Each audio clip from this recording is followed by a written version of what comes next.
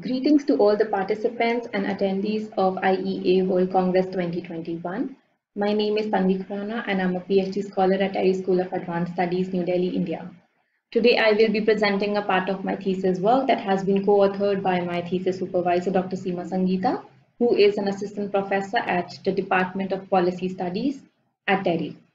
The topic for today's presentation is, does electricity access play a role in rural households' decision to take up non-farm enterprises in India? In the current bleak job scenario in India, the rise of small-scale rural non-farm entrepreneurship is an important recourse. What we gather from existing body of literature is that comparisons of business earnings in the presence and absence of electricity has been studied extensively, along with the impacts of electricity on the consumption patterns of rural households. However, the gap lies in understanding whether an electricity connection plays a role in rural households' decision to take up entrepreneurial activities. Thus, our aim was to examine how availability of a basic facility like electricity may increase the probability of owning an enterprise in rural areas of India. Further, we try to understand how interactions of electricity with various institutional factors like market access, presence of skill development programs at village levels, and credit availability may enhance the importance of electricity. Lastly, we aim to understand the role of electricity in the earnings of rural non-farm businesses. Here is a preview of our study outcomes. We found that electricity access is an important determinant for running a household enterprise. While we expected that institutional factors like credit, market access, and skill development schemes would enhance the importance and role of electricity in running a rural enterprise, the results were insignificant for such interactions of institutional factors with electricity access. Lastly, earnings of household enterprises with access to household electricity was more than that of the household enterprises without electricity access. It is a well-known fact that India is an agrarian country where 49% of the total workforce is employed in agriculture. However, agriculture only contributes to 17% of the India's GDP. While agriculture remains the primary source of income for majority of rural India, there is a steady growth of non-farm employment in last 4 decades. The share of non-farm employment in the total employment has grown from 15% to more than 35% from 1970s to the year 2011-12. Unlike the theoretical growth trajectories, India has witnessed a poor agricultural growth, low labor absorption in the manufacturing sector, and rising labor force, which has resulted in the picking up of rural non-farm sector.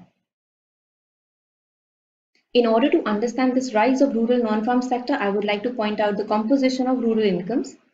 While salaries and rent-out agricultural assets constitute the highest proportion, that is 72% in the year 1999, incomes from non-farm self-employed activities were only 7%.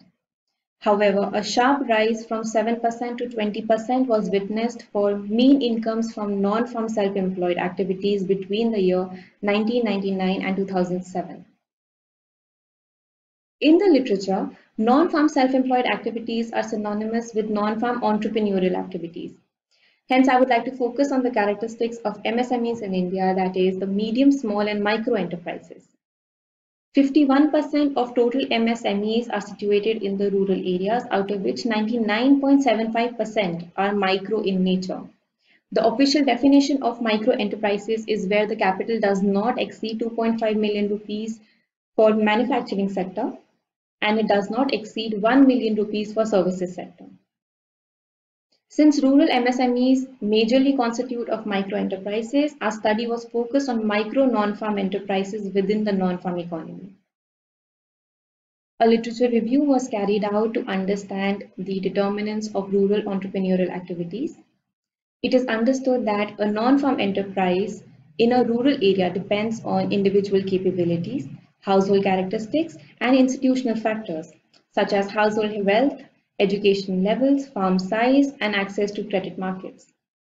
It was found that among many determinants, modern electricity access and supply play a role in operations and performances of small and medium rural enterprises. For India, a 2018 report by Council on Energy, Environment and Water reported that owners of 4.4 million enterprises in the rural India complained of erratic power supply as one of the top bottlenecks affecting their businesses. However, a critical review also advocates that there exists a body of literature where rural electrification does not always have positive impacts when used for productive purposes. In some cases, even if there are positive impacts seen, it is only in the presence of complementary inputs such as skill sets, credit access, and connectivity to markets. For our analysis, we have used a nationally representative survey known as the Indian Human Development Survey that has been conducted in two rounds. Round 1 was conducted in the year 2004-05 and round 2 was conducted in the year 2011-12. This survey provides information on various socio-economic topics for nearly 41,000 households who were first interviewed in round 1 and most of them were re-interviewed in round 2. Using these surveys, we created a strongly balanced panel dataset for our study. Note that the number of households that have reported having a non-farm business for both round 1 and round 2 is higher than the number of households reporting their main source of income from these businesses. According to this survey, a household constitutes of all those who live under the same roof and share the same kitchen for more than 6 months in the last year. To ascertain whether a household has a non-farm business, the following questions were asked from the interviewees. Does anybody in the household run their own business, however big or small? Does anybody make something for sale, such as cloth or a food item? Does anybody sell something in the market? Does anybody provide services to others for a price? Lastly, does anybody make an intermediate product for a middleman or a contractor? A preliminary analysis suggests that average net income from rural non-farm businesses within household premises with electricity access in general is higher as compared to households with no electricity access for 20 out of 23 states in India. Similar was the scenario for round 2 as well. Due to the availability of an extensive data like IHTS, we have opted for a logit panel estimation for Model 1 and Model 2, where we are trying to study how electricity access affects the probability of running a non-farm business. The panel estimation will control for the time invariant unobserved heterogeneity, which may be correlated to households' electricity status and the probability of running an enterprise. For our Model 1, the dependent variable yi is a binary variable for non-farm businesses, which takes a value 1 if the household reports a non-farm business and it takes a value 0 otherwise. Independent variables are categorized in 3 vectors and a dummy. Vector xi is a vector of individual characteristics. In our case, it is membership with any trade union.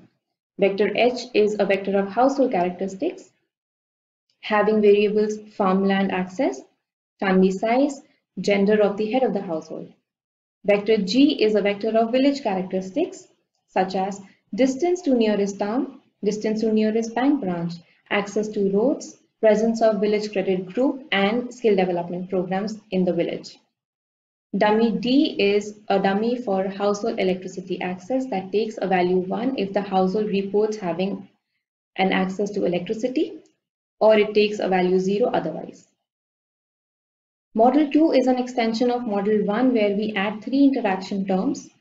We interact credit access, skill development program, and market access with household electricity access respectively. The idea here is to understand whether the complementarities of these inputs with electricity access enhances the role of electricity in taking up non-farm entrepreneurial activities. Lastly, to study the role of electricity access on earnings of non-farm rural enterprises, we needed to look at the households that have been participating in non-farm entrepreneurial activities. Having said that, we needed a sample that includes only the households participating in the non-farm businesses. Thus, we used the two-step model by Heckman J to ensure that we avoid for any biased results caused due to non-random sampling. In this model, stage 1 or the selection stage has a probit regression such that the dependent variable takes value 1 if the household reports a non-farm business. It takes a value 0 otherwise. The independent variables are same as we discussed in model 1. In stage 2 or the outcome stage, we run an OLS regression such that the dependent variable is the outcome variable. In our case, this outcome variable is the log of non-farm business earnings.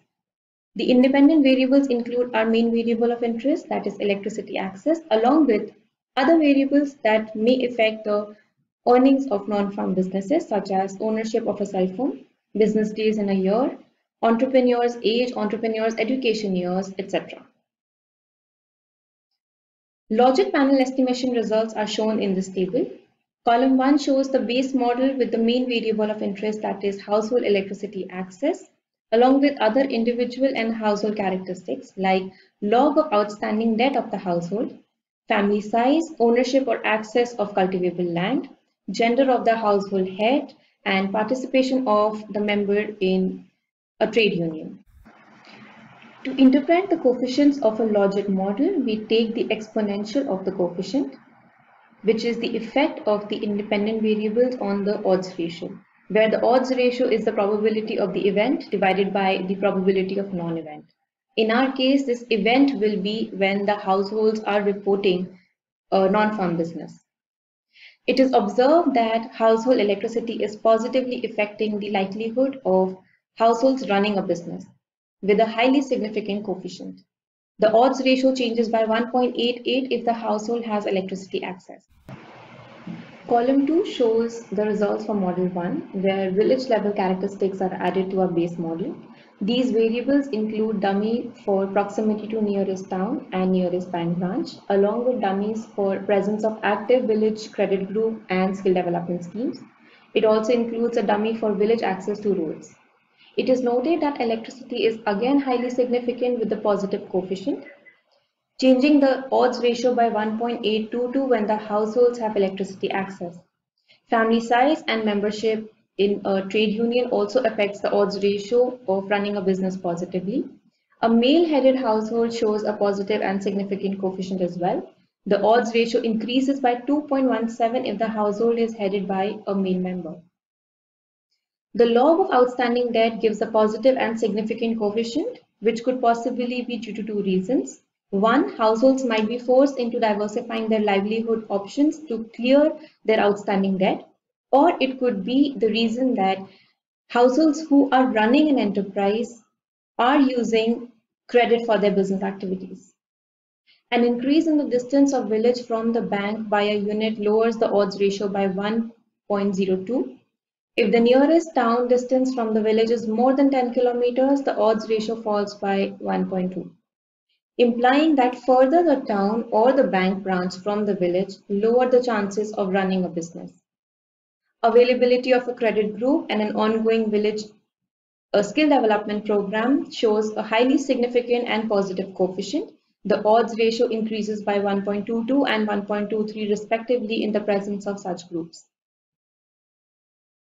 The results for Model 2 are seen in column 3, where we add the three interaction variables for credit, proximity to town, and village skill program with electricity respectively. It is noted that complementarities of credit access, town access, and/or skill development programs with the electricity access are not significant in our model. However, electricity continues to show positive and significant coefficient irrespective of the insignificance of these interactive terms. These are the results for Model 1 and Model 2, like we just discussed from the tables. The results for the Heckman outcome stage are presented here. As it can be seen, electricity coefficient is positive and highly significant. Since it's a log linear model, the coefficient of 0.345 can be interpreted as follows. The income from business is higher by 34.5% on an average in the presence of household electricity access. With this, I would like to conclude. Using the IHTS panel data, we conclude that electricity is an important determinant for households to take up entrepreneurial activities in rural India. Even without any complementary inputs such as skill or credit access, electricity acts as a basic requirement to take up entrepreneurial activities. Outcomes of Heckman model suggest that households with an electricity connection generate 34.5% higher income from running a business on an average than a household that runs a business without electricity access. These results can be insightful for policymakers who make and implement policies for rural electrification.